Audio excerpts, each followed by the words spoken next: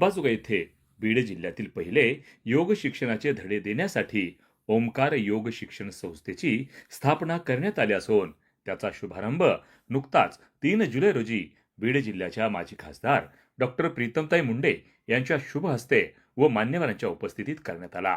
योग, समाजसेवा आणि युवकांच्या सर्वांगीण विकासाचा ध्यास घेऊन सुरू झालेल्या या संस्थेमुळे बीड जिल्ह्यात योग शिक्षणाचे नवे पर्व सुरू झाल्याची भावना उपस्थितांनी व्यक्त केली।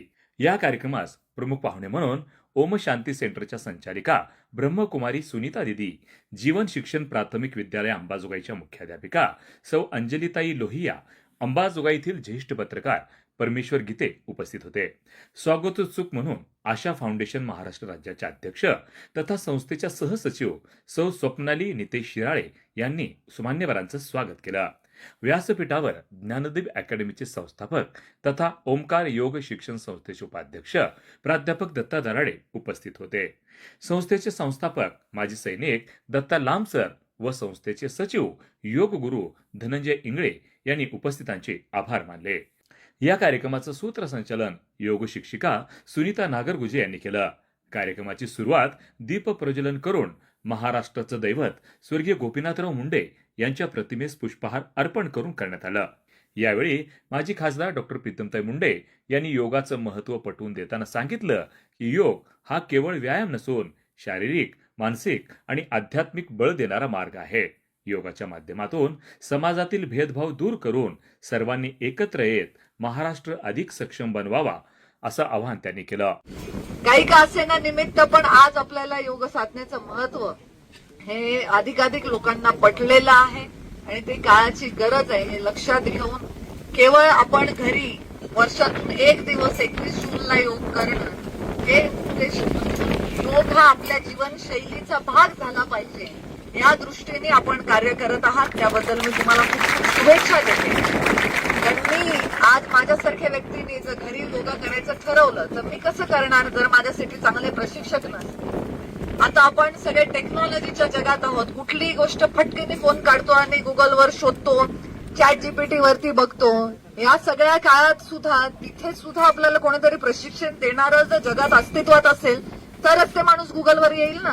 आपण युट्यूब वरती व्हिडिओ बघणार, पण हे व्हिडिओ बनवणारी माणसं जर नसतील तर प्रशिक्षण कोण देणार? त्यामुळे योग फक्त आपण करायचा नाही तर प्रशिक्षण देणारी माणसं तयार करायची।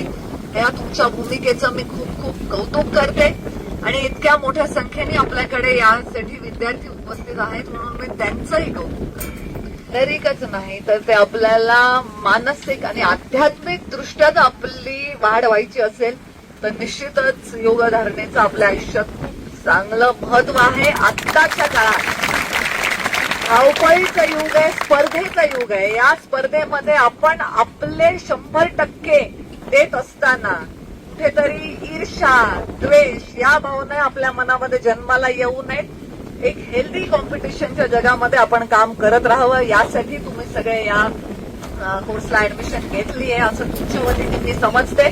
संस्थेचे संस्थापक माजी सैनिक दत्ता लांबसर यांनी आपल्या मनोगतात सांगितलं की समाजातील प्रत्येक घटकापर्यंत योग पोहोचवणं हे संस्थेचं ध्येय आहे। महिलांसाठी जुडो, कराटे, कुंगफू, अष्टांग योग, व्यक्तिमत्व विकास आणि आत्मरक्षण प्रशिक्षण मोफत देण्यात येणार असून 300 योग शिक्षिकांना विनामूल्य प्रशिक्षण देण्याचा संकल्प संस्थेनं केला आहे। प्रत्येक गावात 2 योग शिक्षक तयार करण्यासोबतच प्रत्येक शाळेतील एका शिक्षकाला योग प्रशिक्षण देण्याची योजनाही संस्थेनं आखली आहे।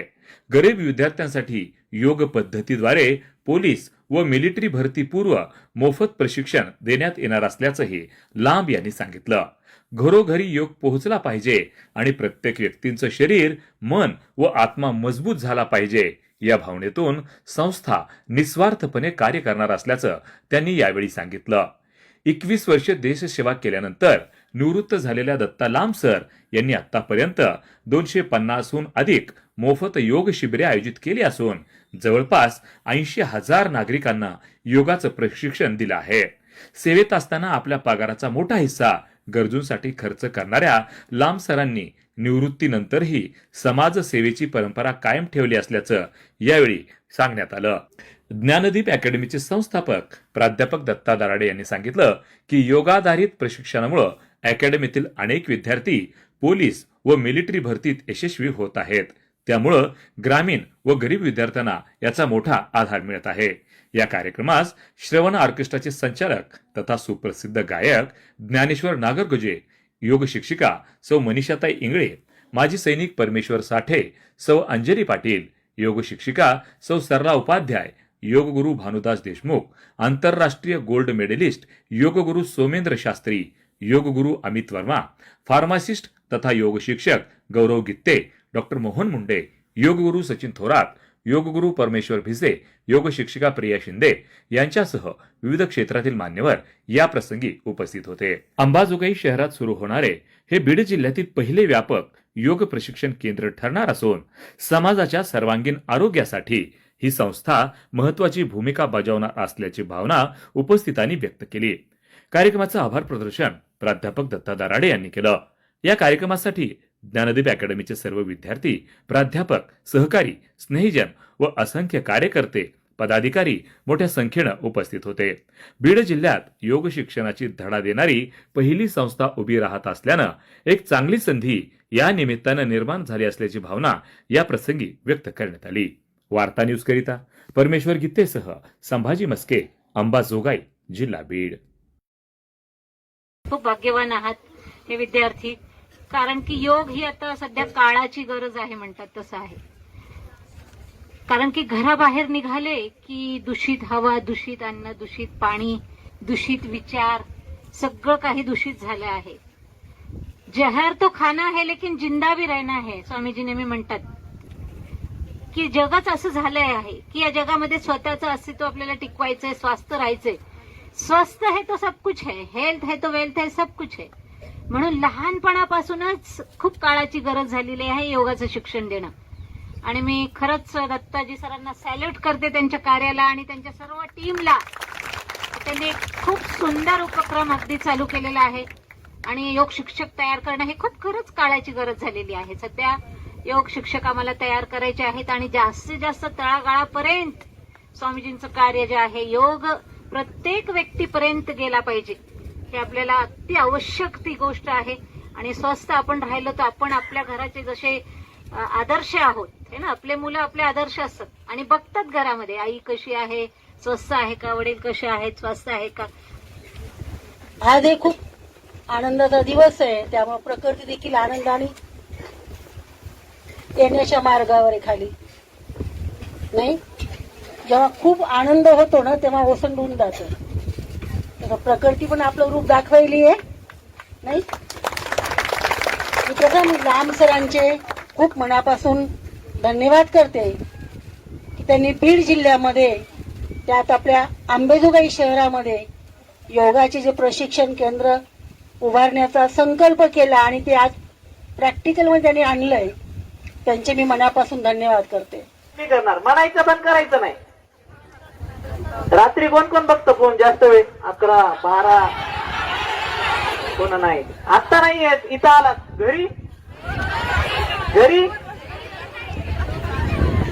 आता जरी सरने जमा करून घेतले असतील, हे अलाउड केले नसतील. अलाउडच नाही. हा, तेच छान आहे. नाहीतर तुम्ही 12 1 पर्यंत इंस्टा, फेसबुक, स्नॅपचॅट, हा त्याच्यासाठी व्यवस्थित योगा करा, प्राणायाम करा, रनिंग करा, अभ्यासावर फोकस करा. जोपर्यंत अभ्यासावर फोकस होणार नाही तोपर्यंत आपलं सिलेक्शन नाहीये. किती अभिनंदन करतो की त्यांनी या जिल्ह्यामध्ये पहिली योग शिक्षण संस्था स्थापन करून या योग शिक्षण संस्थेतून जसं एमपीएड आणि बीपीएड मधून खेळाडू तयार केले जातात, खेळाचे शिक्षक, त्याच पद्धतीनं याच्यातून सुद्धा योगाचे डिप्लोमे आणि BA योगा, MA योगा किंवा MSc योगा, BSc योगा यासारखे अभ्यासक्रम भविष्यामध्ये येतील आणि त्यातून योग शिक्षक निर्माण होणार आहेत. तुम्हाला एकच संदेश द्यायचा आहे की आपल्या सर्वांना ब्रँडेड कपडे घालायला आवडतं, ब्रँडेड शूज घालायला आवडतं, ब्रँडेड घड्याळ घालायला आवडते. चांगलं आवडत नाही काहीच नाही. चांगलं आवडलं तर नाही आवडत, पण चांगलं शरीर तरी ठेवा. जिम मध्ये व्यायाम करणाऱ्यांच्या बातम्या आपण वाचल्या असतील, ऐकल्या असतील की व्यायाम करता करता कोसळून मरण पावल्याचं. परंतु योगा करत असताना एकही बातमी आलेली नाही की योगा करताना तो एक्सपायर झालाय म्हणायचं. कारण असं आहे की जिम मध्ये हेवी वेट वगैरे आपण उचलतो आणि ते वजन किती उचलावं हेही त्याला भान राहत नाही आणि त्यांच्या मेंदूपर्यंत नसा त्याच्या पूर्ण येऊन फाटल्या काही उदाहरण आहेत. परंतु योगा हा आपल्या शरीराच्या अंतर्मनातील संपूर्ण घाण, विषारी द्रव्य, विषारी पदार्थ बाहेर टाकण्याचं काम करून मन, शरीर आणि आत्मा या तिघांना जोडून ठेवण्याचं काम करतं.